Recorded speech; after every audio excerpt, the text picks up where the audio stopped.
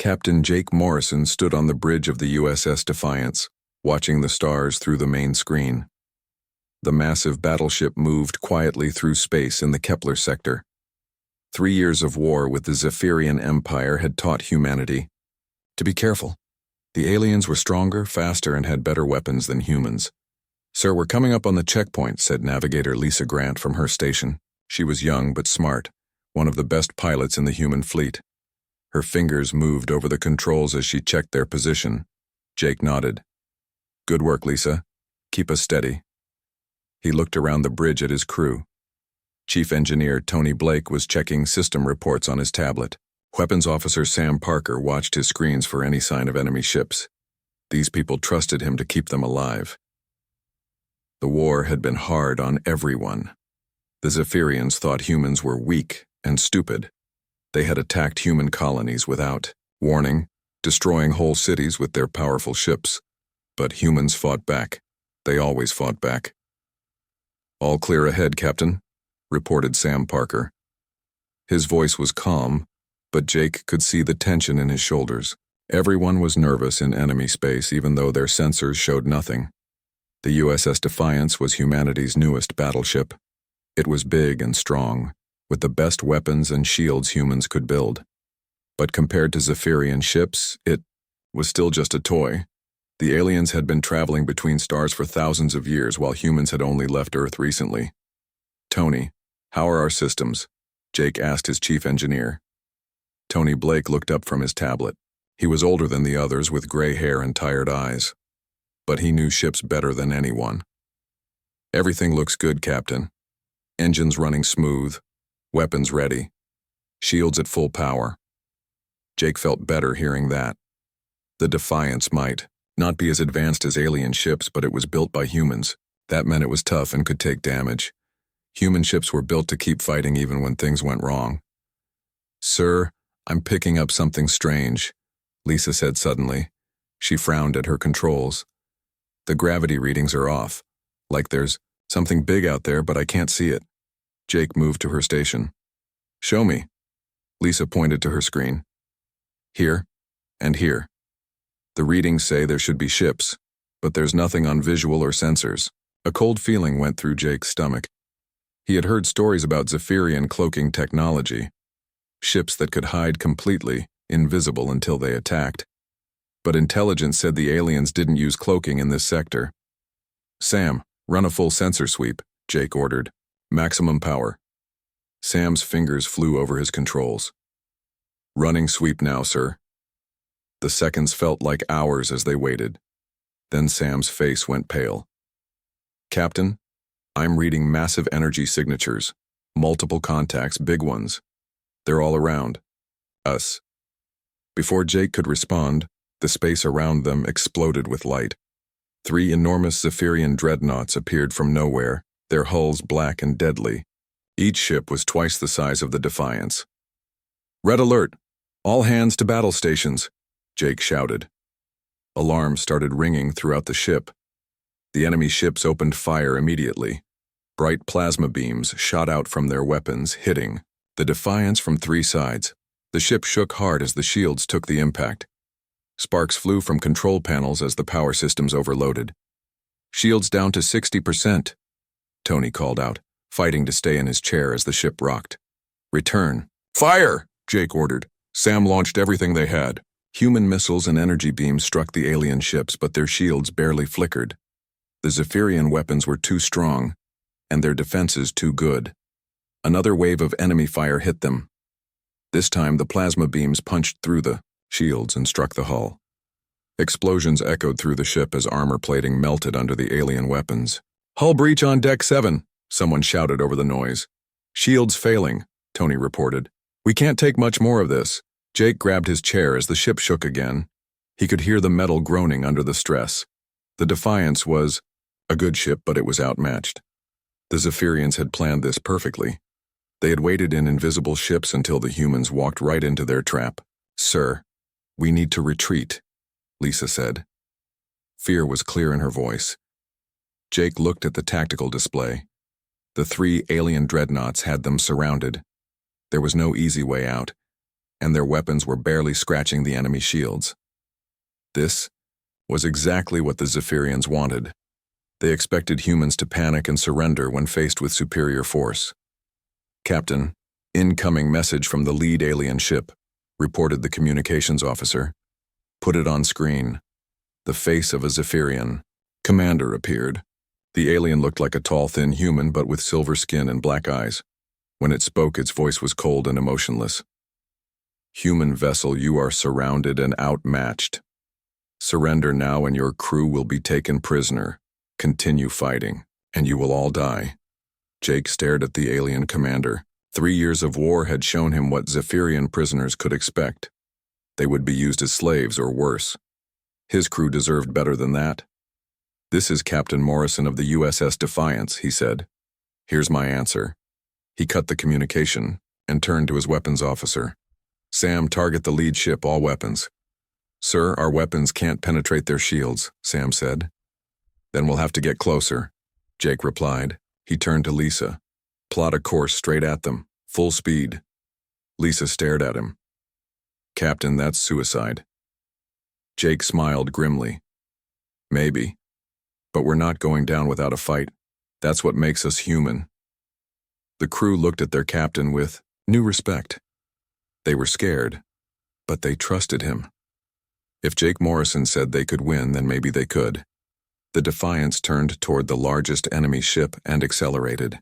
The aliens fired again, hitting them with everything they had. But the human ship kept coming, wounded but not broken.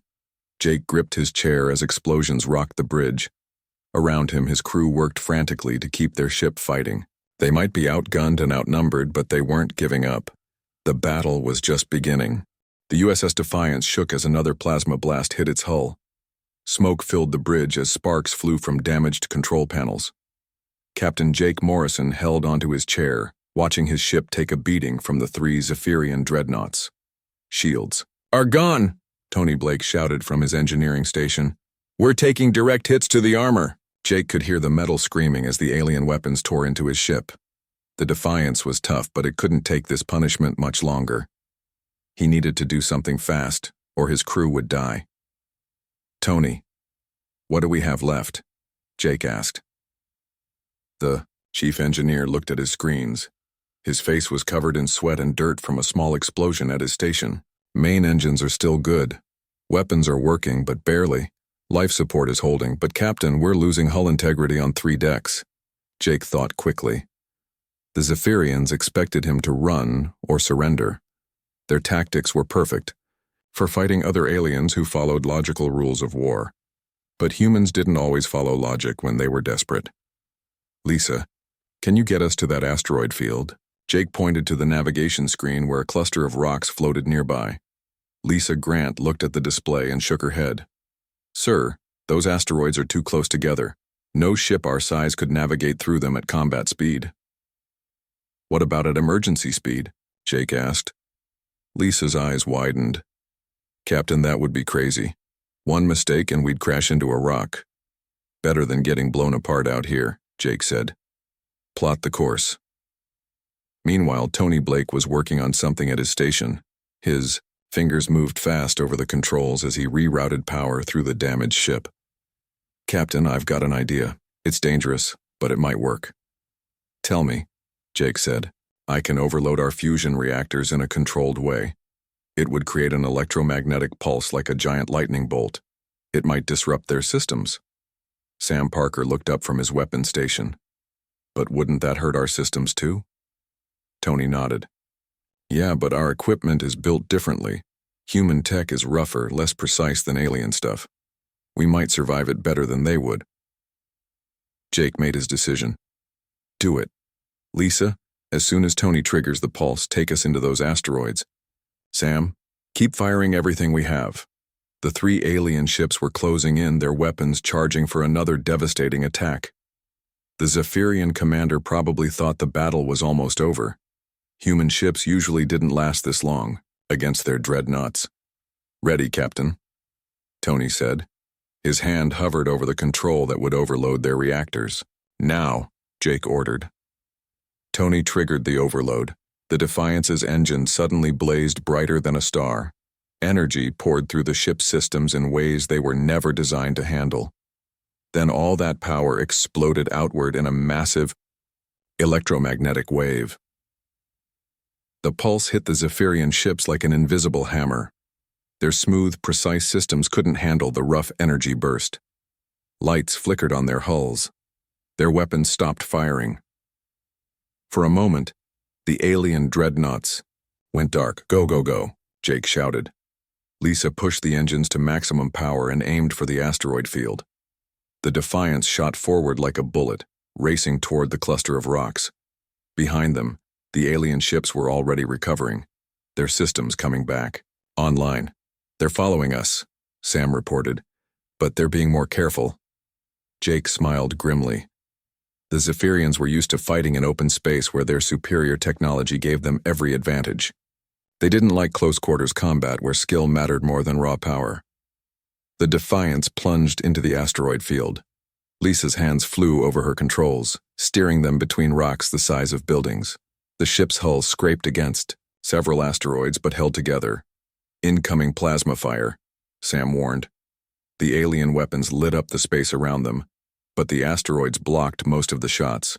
The rocks that got hit exploded into smaller pieces, creating even more obstacles. "Tony, how are our systems?" Jake asked. "Better than expected," Tony replied. "The pulse hurt us, but not as bad as I thought. Human engineering is tougher than it looks."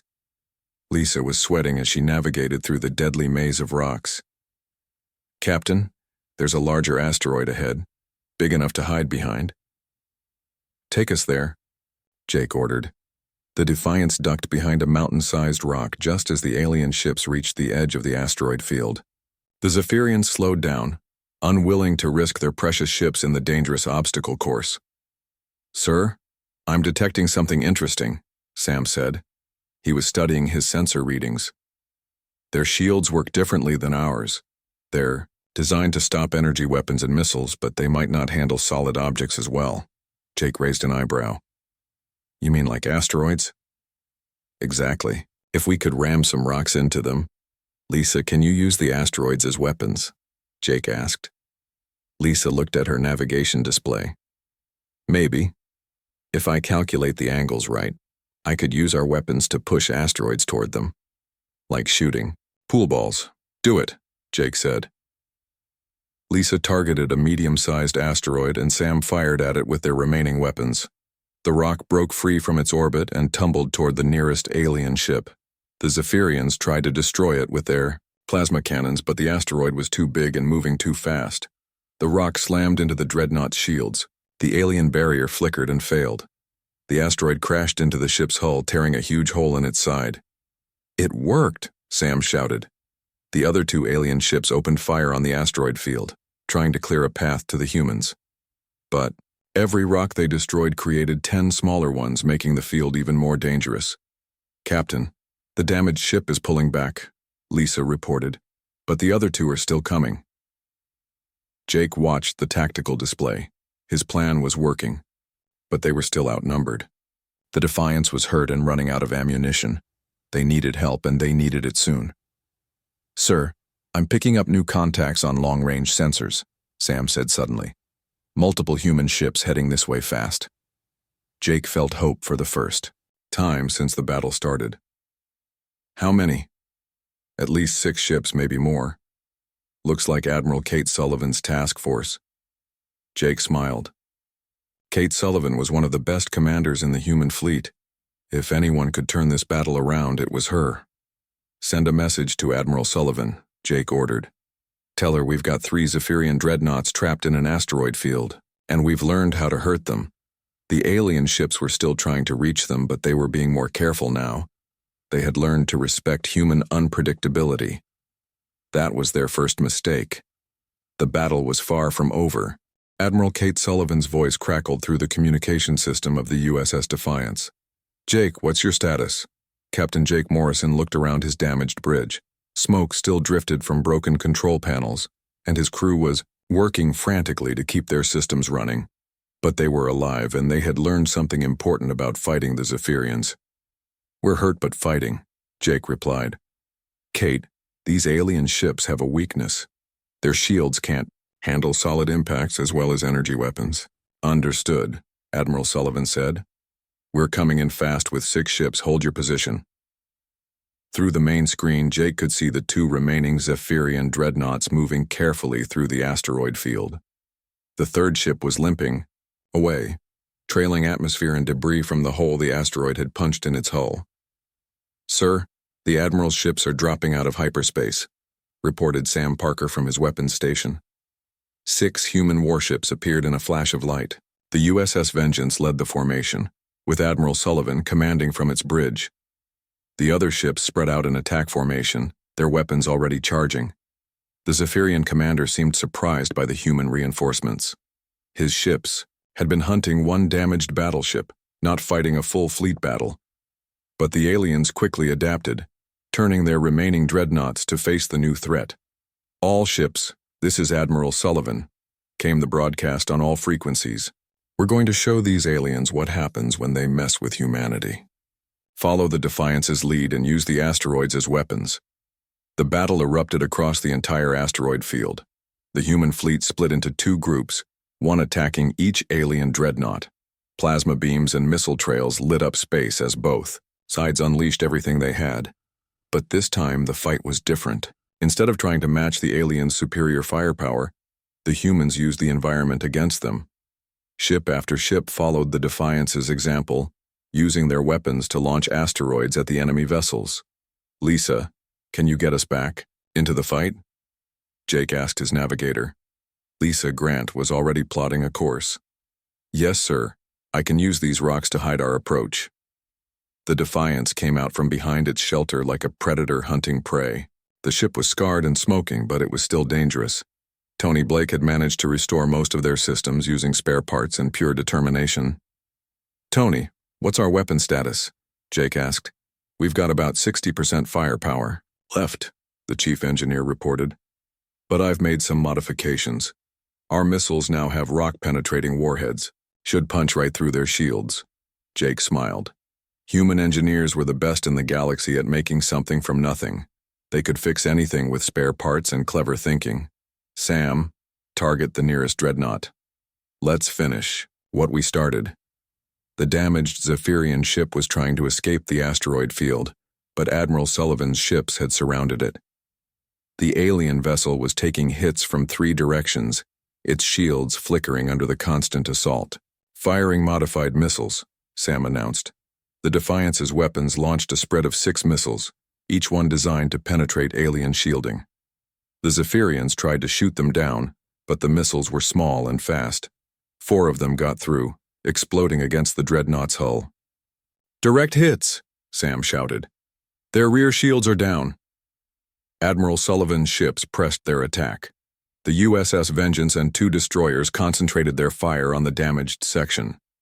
Explosions rippled along the alien ship's hull as human weapons found their mark. Meanwhile, the 2nd Zephyrian dreadnought was having its own problems. 3 human ships were using asteroids like billiard balls, bouncing rocks off each other to hit the alien vessel from unexpected angles. The Zephyrian shields were designed to stop direct attacks, not flying mountains coming from all directions. Sir, the aliens are trying to call for help, reported the communications officer. Jake frowned. Can they get through? Not with all this interference from the asteroids and our jamming systems. But they're still trying. That was good news. If more Zephyrian ships arrived, the battle could turn against the humans again. They needed to finish this fight quickly. Lisa, take us around to the 2nd dreadnought. Time to even the odds. The Defiance maneuvered through the asteroid field like a fighter instead of a battleship.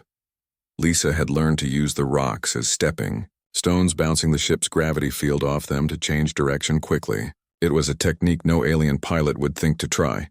New contact, Sam suddenly announced. Big one coming in fast. Jake's heart sank. Another Zephyrian dreadnought was dropping out of hyperspace, its weapons already charging. The aliens had managed to call for backup after all. But then Sam's voice came again, this time excited. Wait, it's human. That's the USS Liberty, Captain Ryan Stone commanding. The new arrival was one of humanity's newest carriers. As it entered the battle, Dozens of small fighters poured from its launch bays.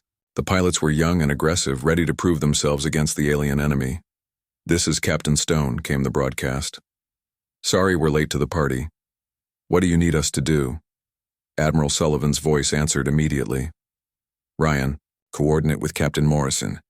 These aliens don't like close combat. Let's give them more than they can handle." The human fighters swarmed into the asteroid field like angry bees. They were too small and fast for the Zephyrian weapons to track. Effectively, the alien ships had been designed to fight other capital ships, not deal with dozens of tiny, aggressive opponents. "Sir, the first dreadnought is trying to surrender," reported the communications officer. Jake looked at the tactical display. The alien ship was badly damaged, its weapons offline and its hull breached in several places. But he remembered what the Zephyrian commander had said about taking prisoners. "Tell them to shut down all systems and prepare to be boarded," Jake said. "Any tricks and we'll finish what we started." The second alien dreadnought was still fighting, but it was clearly losing. Surrounded by human ships and harassed by fighters, its shields were failing under the constant attack. The alien captain was probably wondering how his superior technology had become such a disadvantage. "Captain Morrison," Admiral Sullivan called. "Outstanding work with those asteroids. Where did you learn to fight like that?"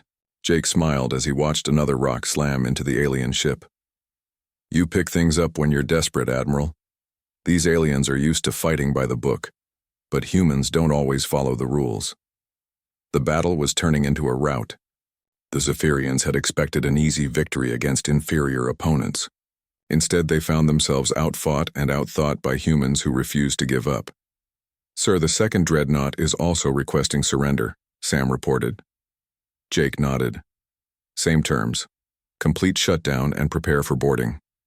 As the alien ships powered down their weapons, Jake looked around his battered bridge. His crew was tired and dirty, but they were grinning with victory. They had faced impossible odds and won through courage and clever thinking. The Zephyrian Empire had made a serious mistake. They had assumed humans would fight like every other species they had conquered. But humanity had something the aliens didn't understand: the ability to adapt and overcome any challenge. The galaxy was about to learn what that meant. The Zephyrian fleet commander Veltar stared at his tactical display in disbelief. 3 of his finest dreadnoughts had been defeated by a handful of human ships. The impossible had happened, and now he had to explain this failure to the Empire. "Sir, the humans are boarding our vessels," reported his communications officer. The alien's silver skin had turned pale with fear. "How?" Veltar demanded. "Our ships are superior in every way. Our weapons are stronger. Our shields are better. Our technology is more advanced." "The humans fought differently than expected," the officer replied quietly. "They used the environment against us. They adapted their tactics in real time. Veltar had been fighting wars for over 200 years. He had conquered dozens of species for the Zephyrian Empire, but he had never faced an enemy like humanity. Most species surrendered when they realized they were outmatched. Humans seemed to fight harder when things looked hopeless. "Send an emergency message to the Empire," Veltar ordered. "Tell them the humans are far more dangerous than our intelligence indicated." Meanwhile, Captain Jake Morrison was leading a boarding party onto the first captured dreadnought. The corridors of the alien ship were tall and narrow, designed for the Zephyrians' thin builds. Everything was made of smooth metal that seemed to glow with its own light. "Stay alert," Jake told his Marines. "We don't know what surprises they might have." The human boarding team moved carefully through the ship. They expected resistance, but the alien crew had truly surrendered. Most of the Zephyrians they encountered seemed stunned by their defeat. They had never lost a battle to a supposedly inferior species. "Captain, you need to see this," called Chief Engineer Tony Blake. He was examining one of the alien control panels. "This technology is incredible, but it's also fragile. Everything is built for perfect conditions." Jake looked at the delicate alien systems. The Zephyrian technology was beautiful and efficient, but it wasn't designed to handle damage or unexpected situations. When something went wrong, the whole system could fail. "That's why our electromagnetic pulse worked so well," Tony continued. Their systems couldn't adapt to the power surge, but our equipment just kept working because it's built to handle rough treatment.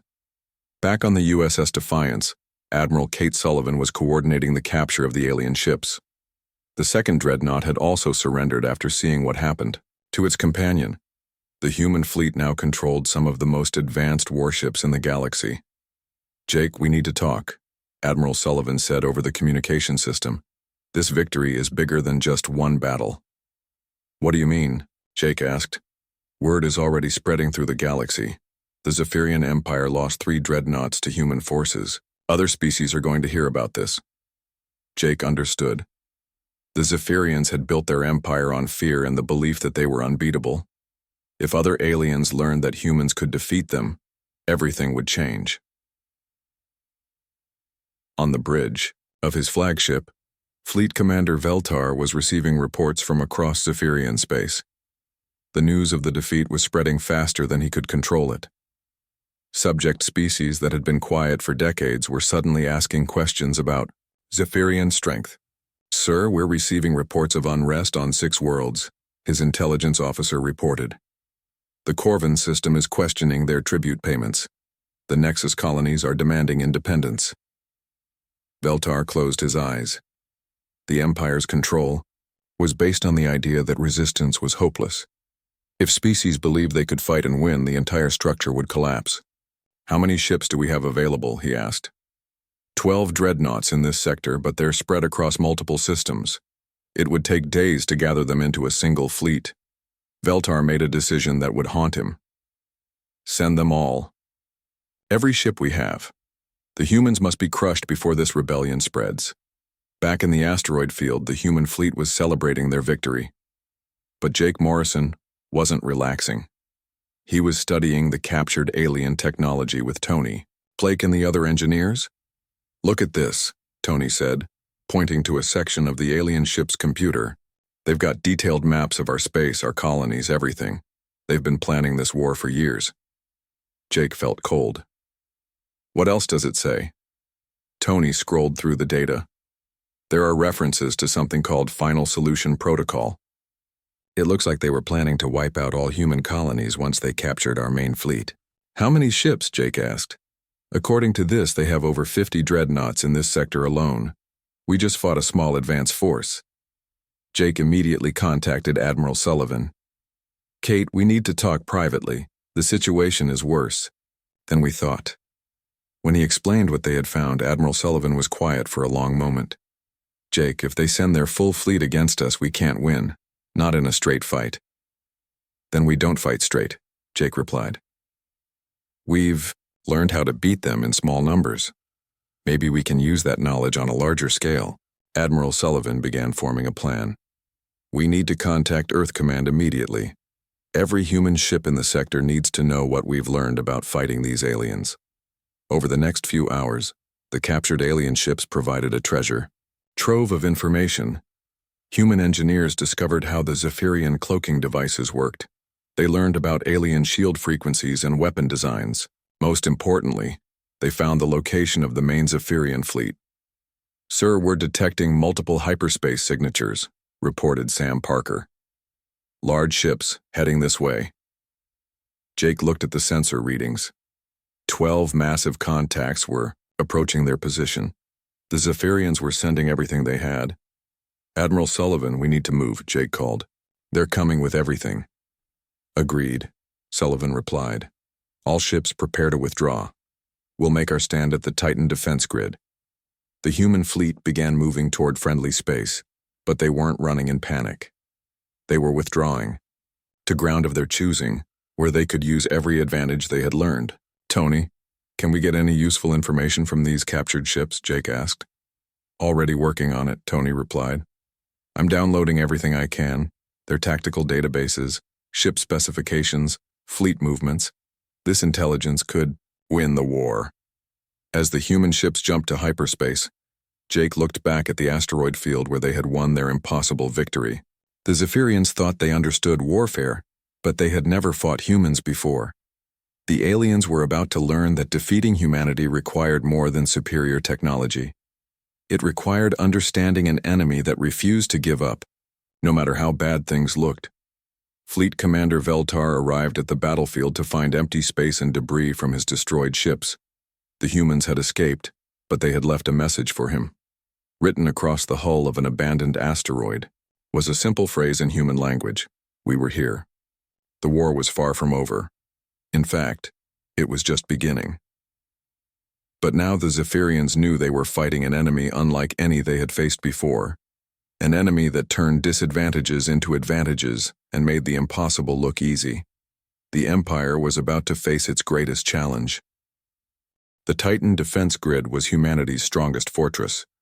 Built around a massive space station, it controlled the main shipping routes to Earth. If the Zephyrians wanted to strike at the human homeworld, they would have to come through here. Captain Jake Morrison stood on the bridge of the USS Defiance, watching dozens of human ships take positions around the station. In the past week, every available vessel had been rushed to this location.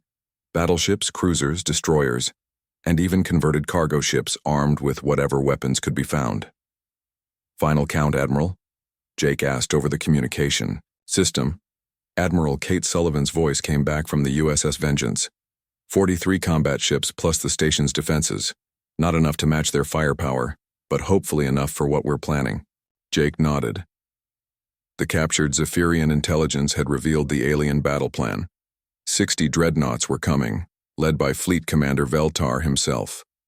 The largest alien fleet ever assembled was heading straight for human space. "Tony, are the modifications ready?" Jake asked his chief engineer. Tony Blake looked up from his console, grinning despite the serious situation. "Every ship in the fleet now has electromagnetic pulse generators. Plus, we figured out how to disrupt their cloaking devices. They won't be able to hide from us anymore." The past week had been busy for human engineers across the fleet. Using data from the captured alien ships, they had developed new weapons and tactics specifically designed to fight Zephyrians. Every advantage the aliens thought they had was being turned against them. "Sir, long-range sensors are detecting hyperspace signatures," reported Navigator Lisa Grant. "Massive contacts, 60-plus ships." Jake felt his stomach tighten.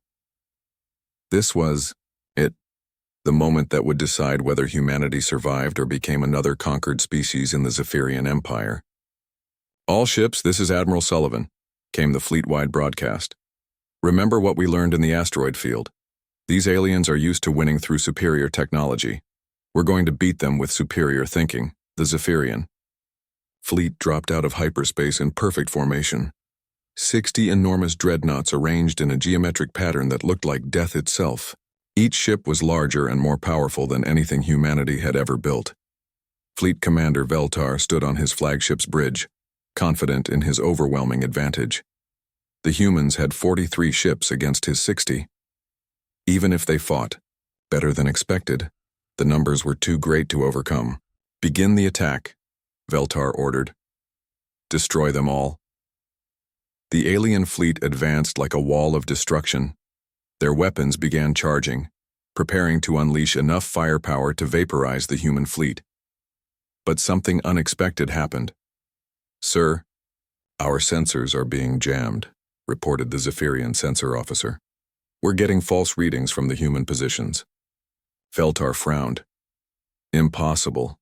Our sensors are far superior to anything humans possess." But the humans had learned from their captured ships. They knew exactly how Zephyrian sensors worked, and Tony Blake had figured out how to fool them.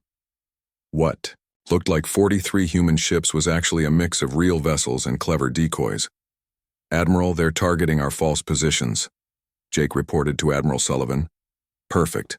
Wait for them to commit to their attack, then spring the trap." Titio. Zephyrian dreadnoughts opened fire on what they thought were human ships. Massive plasma beams lanced out across space, striking empty areas and sensor decoys. The aliens were shooting at ghosts while the real human fleet remained hidden. "Now," Admiral Sullivan ordered. The human ships appeared from their hiding places throughout the Titan system. They had been scattered among asteroids hidden behind the space station and concealed by their own jamming systems. Instead of facing a single fleet, the Zephyrians suddenly found enemies attacking from all directions. Electromagnetic pulse, All ships, came the order. Every human vessel triggered their pulse generators at the same time. The combined electromagnetic wave was like a storm of lightning, washing over the alien fleet and disrupting their delicate systems. Dozens of Zephyrian ships went dark as their computers crashed. All ships attack, Admiral Sullivan commanded. The human fleet charged into the confused alien formation. But they weren't trying to fight fair. Every tactic they had learned was put to use. Ships worked in pairs, one providing cover while the other attacked. They used the space station's weapons as support, creating crossfire that the aliens couldn't escape. Sir, their shields are adapting to our electromagnetic pulses, Sam Parker reported from his weapons station. Then we adapt too, Jake replied. Tony, can you modify our pulse frequency? Already on it, Tony said. His fingers flew over his controls as he adjusted their systems in real time. Try this. The Defiance's next pulse was different, tuned to a frequency the alien computers couldn't handle. 3 nearby Zephyrian ships went dead in space, their crews struggling to restart their systems. Fleet Commander Veltar watched his perfect formation fall apart. His ships were more advanced, but the humans were fighting like they had nothing to lose. Every time his forces adapted to one human tactic, the enemies switched to something else. Sir, the humans have divided our fleet, reported his tactical officer. We're fighting in small groups instead of one large formation. That was exactly what the humans wanted.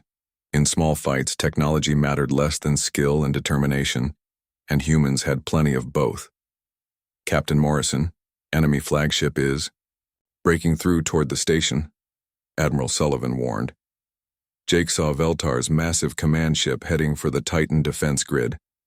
If the aliens destroyed the station, they could claim victory even if they lost the battle. Lisa, intercept course, maximum speed. The USS Defiance shot forward like a missile, directly toward the alien flagship. The Zephyrian ship was 3 times larger, but Jake had learned that size wasn't everything in space combat. Sir, they're targeting us with everything they have, Sam reported. Then let's give them a target they won't forget, Jake replied. Tony, overload everything, engines, weapons, shields. Push our systems past their limits. Tony looked worried. Captain, that could destroy the ship. Better than letting them destroy the station, Jake said. Do it. The Defiance blazed like a star as every system was pushed beyond safe parameters.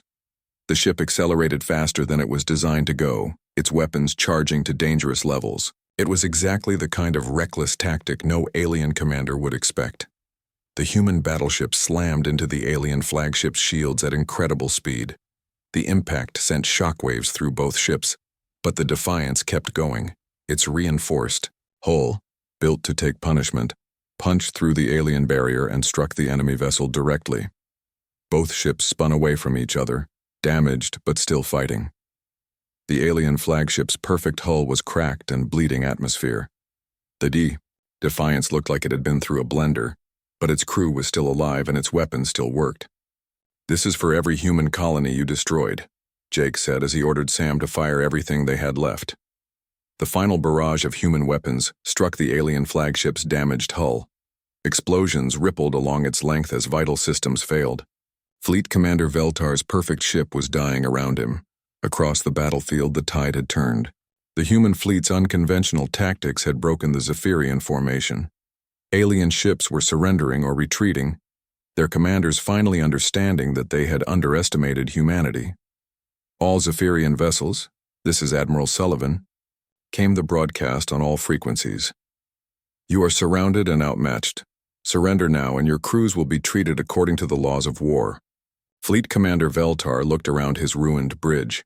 Half his fleet was destroyed or captured. The other half was scattered and demoralized. The humans had done the impossible again. This is Fleet Commander Veltar, he said quietly. I surrender my fleet to human forces. Jake slumped in his command chair as the battle ended. Around him his crew was cheering and hugging each other. They had won an impossible victory against overwhelming odds. Captain Morrison, Admiral Sullivan called. Outstanding work. How did you know ramming their flagship would work? Jake smiled tiredly. Sometimes the craziest plan is the one that works. These aliens think too much about logic and not enough about determination. In the days that followed, News of the victory spread throughout the galaxy. The mighty Zephyrian Empire had been defeated by humans using tactics no one had ever seen before. Other species began to wonder if they too could resist alien domination. The war wasn't over, but everything had changed. Humanity had proven that advanced technology meant nothing without the will to fight and the creativity to adapt. The galaxy was full of species waiting for someone to show them that freedom was possible. Jake Morrison and his crew had given them that hope. The USS Defiance, scarred and battered but still flying, had become a symbol of human determination. When faced with impossible odds, humans didn't surrender. They found a way to win. The Zephyrian Empire would never be the same. And across the galaxy, other species were beginning to believe that maybe, just maybe, they could be free. All because a human battleship had refused to give up when everything seemed hopeless. That was what made humans special. That was what would change the galaxy forever.